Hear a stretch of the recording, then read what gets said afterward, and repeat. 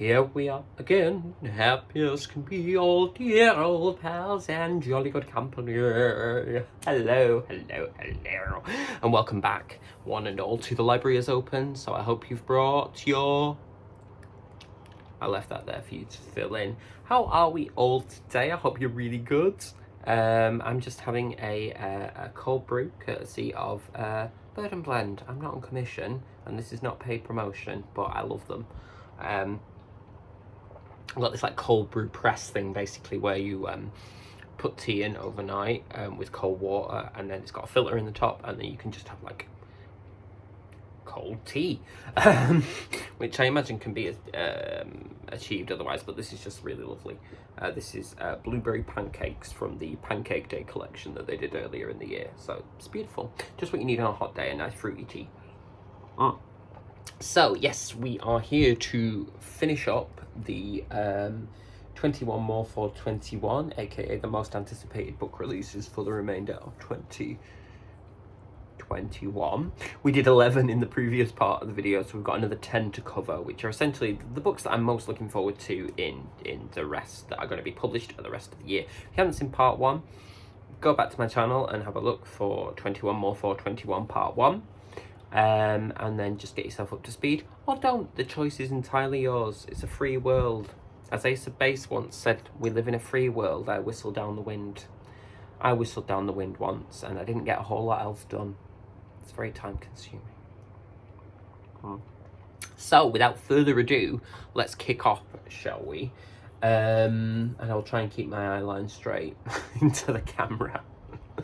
Okay, so book 12 in the most anticipated reads is this is a sequel to one that I've talked about before, which I really enjoyed when I read it. It's part of Richard Osman's Thursday Murder Club book series, which is about sort of like older detectives in a rest home community. So this is the second one, and it's out on the 16th of September 2021 by Viking.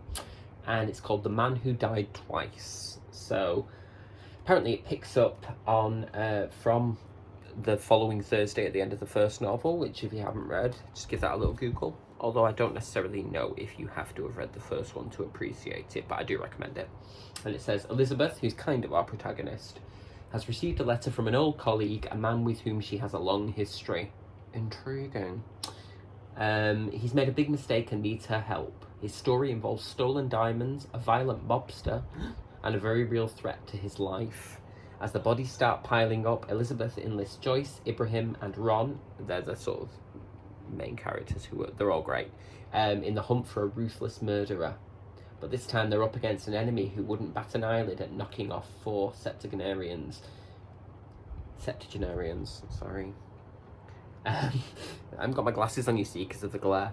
Can the Thursday Murder Club find the killer before the killer finds them? Lovely cozy crime, intelligent and a little bit self-referential as well, in terms of the kind of ludicrousness.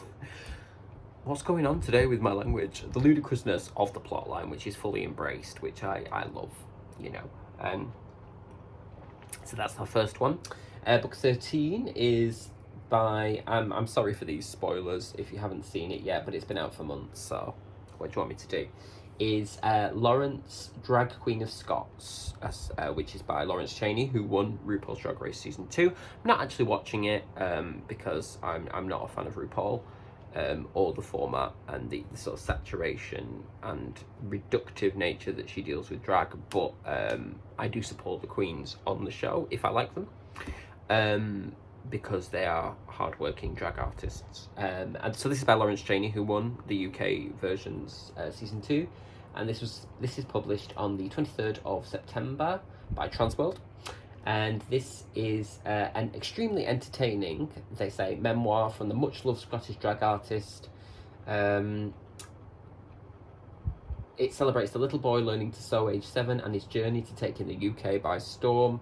From growing up as the gay class clown, relatable content, and being bullied into finding an outlet in performance and drag, celebrating both his outer curves and inner beauty. Now that's lovely as well, and what I will say is that what was nice about the fact that Lawrence won was that for the first time we kind of had a plus size, if you will, winner, although I have my own issues with describing people in that way, but basically you know, that was a kind of first for the franchise in many respects. So I think that's interesting. And anything that deals with kind of body and sexuality and queerness and drag and stuff is something that I'm really, really interested in, and I think needs much more discourse. So I'm really looking forward to that. It's interesting that this is being published now, though, and I'll tell you for why shortly. But moving on to book 14 by Colm Tóibín, which is published also on the 23rd of September by Penguin, lovely, and this is called The Magician. It says, Tóibín turns his attention to Thomas Mann in this lyrical evocation of the life of a 20th century literary titan. 20th century. From one of our greatest living writers comes a sweeping novel of unrequited love and exile, war and family. The Magician tells the story of Thomas Mann, whose life was filled with great acclaim and controversy. He would find himself on the wrong side of history in the First World War, cheerleading the German army, but have a clear vision of the future in the Second and anticipating the horrors of Nazism. He would have 6 children and keep his homosexuality hidden. He was a man forever connected to his family and yet bore witness to the ravages of suicide. He would write some of the greatest works of European literature and win the Nobel Prize, but would never return to the country that inspired his creativity. And that's really, really interesting. I like reading about flawed people, and I don't think that, you know, sort of reading about or engaging with discourse around people within reason, obviously, that we disagree with or, you know, find problematic is necessarily a bad thing. I think it's better to understand what we disagree with and don't like than it is to just blanket, you know, disapprove or whatever. I don't know what I'm trying to say here, but I think that sounds really interesting, and I have heard of but don't know much about Thomas Mann, so this could be a really good way in. And Colm Tóibín is a great author, so that sounds promising. Moving swiftly on to book 15. This is called The Book of Form and Emptiness. Now, this is a writer that I haven't encountered before. This is by Ruth Ozeki, and this is also published on the 23rd of the 9th. It's going to be a busy day that day, by Canongate Books. And the blurb for this says, as everyday objects start talking to 14-year-old Benny in the wake of a family bereavement, he seeks refuge in a library populated by unforgettable characters. It's not her first novel. Apparently she also wrote a tale for the time being, but I'm not familiar, so my bad for that. Although we can't all read everything, can we? So I'm sure it's lovely. After the tragic death of his beloved musician father, 14-year-old Benny O begins to hear voices. They belong to the things in his house: a sneaker, a broken Christmas ornament, a piece of wilted lettuce. Although he doesn't understand what these things are saying, he can sense their emotional tone. Some are pleasant, others are snide, angry and full of pain. When his mother develops a hoarding problem, the voices grow clamorous. Now this sounds a little bit like, and I mean this in the best way, I don't mean as in, oh, you've copied. This sounds a little bit like The Land of Decoration by Grace McLean, who's a kind of fiction speculative author. Not really, because they're not all fantasy related, but and I also a little bit like what is her name? Amy Bender, who wrote one of the books, several books that I really, really like, including The Peculiar Sadness of Lemon Cake, and what was the one I reviewed on this channel? That's really bad, I should remember that, shouldn't I? It was about a lampshade. That's helpful, isn't it? The Butterfly Lampshade, yes. I reviewed that on here, and it's a similar kind of vibe, in my opinion. So I think that sounds really, really interesting, and I'm up for exploring that. I think that's a really cool concept. You know, how do we tell stories in new ways? Because we can't tell new stories because every story has already been told, so we have to think of new ways and new people to tell them. So I think that sounds Fascinating. Yes. Okay, this is a number 16. It's called Keisha the Scare by Jade LB. Published as a book for the first time, this dynamic coming-of-age story and online sensation chronicles the charismatic Keisha as she navigates love, ambition, and the challenges and dreams of her inner-city community. Keisha is a girl from the ends, sharp, feisty, and ambitious. She's been labelled top scat, but she's making it work. When childhood crush and long-time admirer Ricardo finally wins her over, Keisha has it all. Power, a love life, and a chance for stability. But trauma comes knocking, and with it a whirlwind of choices that will define what kind of woman she truly wants to be.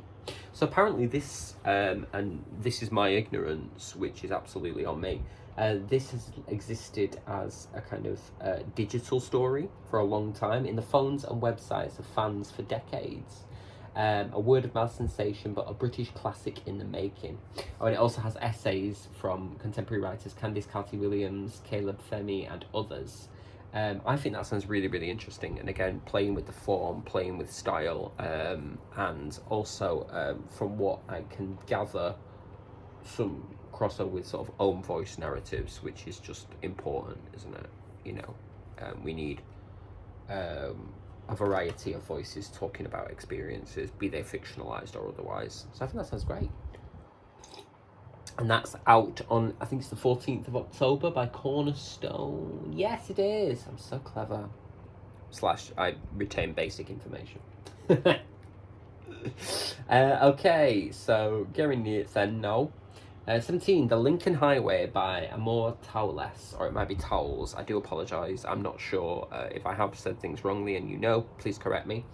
So this was the author of A Gentleman in Moscow, which I did read and really liked a few years ago. And this pays glorious tribute to the landscape of 1950s America and a hugely entertaining road trip undergone by a quartet of misfits, are there any other kind, a pursuit of their dreams. Emmett returns home to pick up his little brother Billy, tie up his father's estate, and get out of town for good.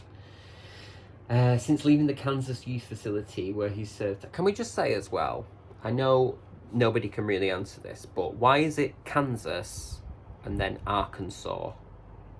I was talking about this with Gemini from the Vegan Queens the other day, and she rightly pointed out that it should be Arkansas. Just putting that out there into the universe. But anyways, he's been at the Kansas youth facility and he wants a new start, basically. Insatiable Duchess and his devoted but slow companion Wooly soon wreck Billy's plan to go onto the open road. So Billy's the brother. One well-intentioned blunder at the time, and each young man sees this journey as his chance to pursue his dreams, settle scores, and find riches. Lovely. That's published by Cornerstone and is out on the 21st of October. And what I really enjoyed with A Gentleman in Moscow was the way that he sort of spun this narrative where there were real life events in the background, or a real sense of place, time, location, so on and so forth, but with the personal events that are the kind of bricks that build those times. You know, I find that really, really exciting. So this sounds good. Number 18 is an anthology of sorts. It's called The Haunting Season, Ghostly Tales for Long Winter Nights, which, as you know, I'm a fan of a ghostly tale, providing it's suitably Dickensian and macabre.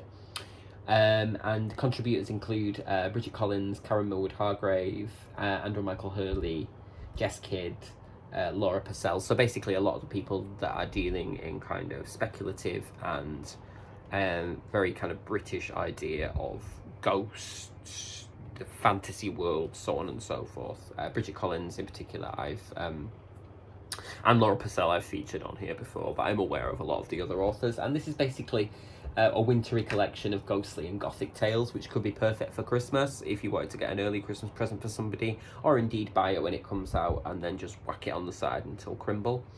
So this comes out on the 21st of October, and it's published by Little Brown.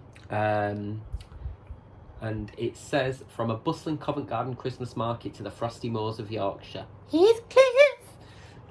From a country estate with a dreadful secret, are there any other kind, to a London mansion where a beautiful girl lies frozen in death. These are stories to make your hair stand on end, send shivers down your spine, and to serve as your indispensable companion to the long nights of winter.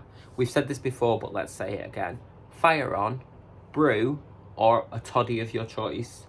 Ghostly, kind of macabre tale. Sold, mate. I'm in it. I'm in. I'm there.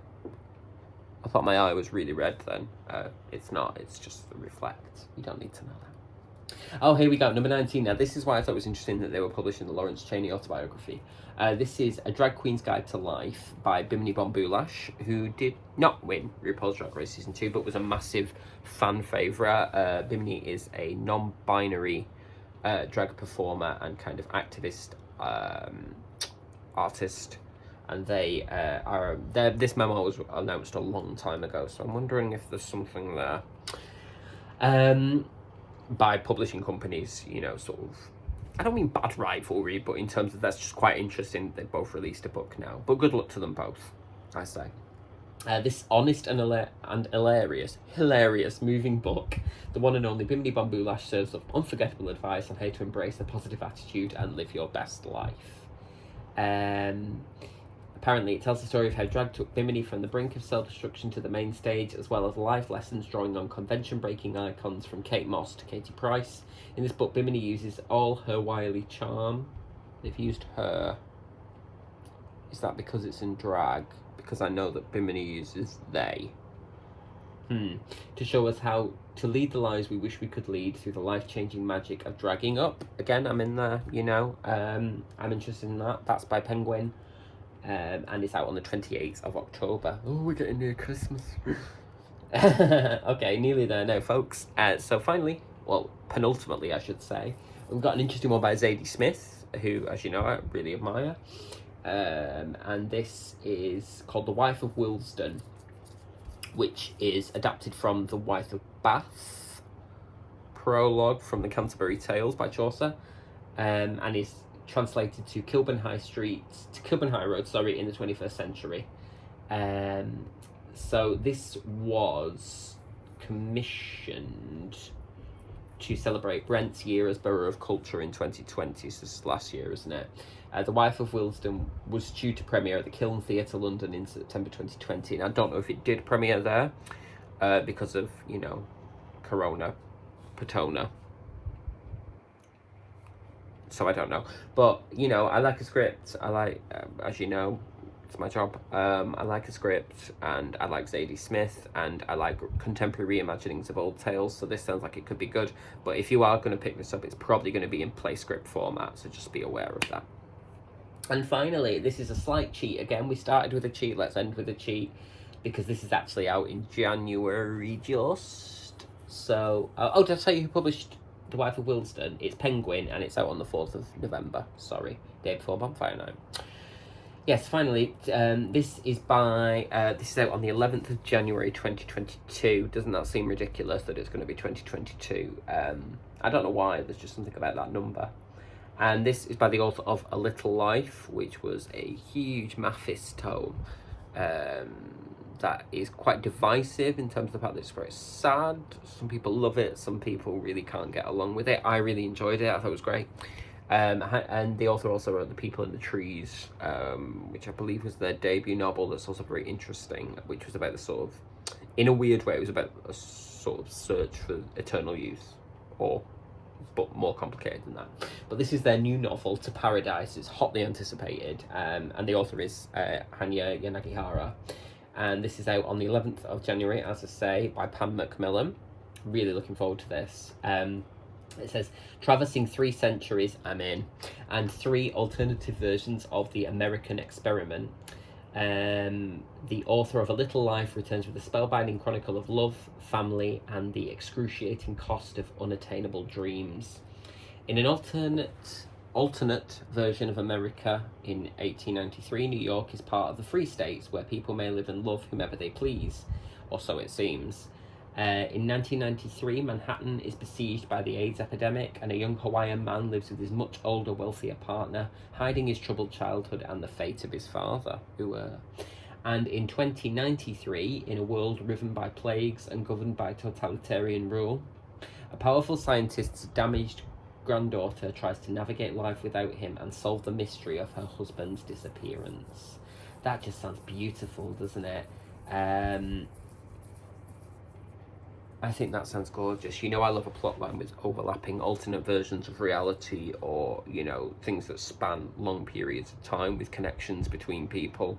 I talk enough about them on this damn channel. So that's definitely going to be one, and I hope you'll forgive me for cheating and spilling over into January 2022. Just remind me when we get to my 22. Actually, no, you know what? I'm not doing this trajectory of, because by the time we get to 2030, I'll be doing 30, and that's a lot of books. So there we have it, folks. That is the end of the 21 more for 21 of my most anticipated reads. Do you agree? Anything you're interested in, anything you're not interested in is also interesting to me. Do sound off in the comments to let me know. Any you plan on picking up when they're published, any you think, that's not for me. Everything, all comments are welcome. So there we go. So put your library cards somewhere safe. I recommend a back pocket, particularly if it's tight against your skin. Why do I say things? I don't know why I said that, but I just sort of meant so it wouldn't fall out on the floor. Pour yourself a fruit tea and enjoy the rest of your day. All right, do me a favour, my lovelies. Give this a thumbs up if you liked it. If you didn't like it, give it a thumbs up anyway. Throw me a bone here. And until next time, please take care of yourselves and all the people around you. Love and cherish themselves and yourself. Take care, and I will see you very, very soon. Much love. Mwah.